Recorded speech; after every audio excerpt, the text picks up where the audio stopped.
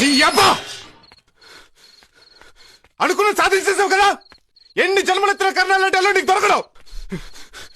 ఎవడో చెత్తనా కొడుకుని తీసుకొచ్చుంటావు.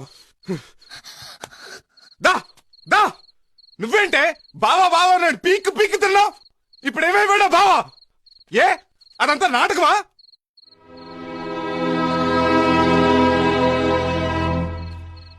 ఏంటి ఈ నా కొడుకు చచ్చిపోతాను బెదిరించాడా? చావుని వీడు బతుకుంటే ఎవరికి ప్రయోజనం? వీడు చావటం కాదు, నేనే వీడిని చంపేస్తాను.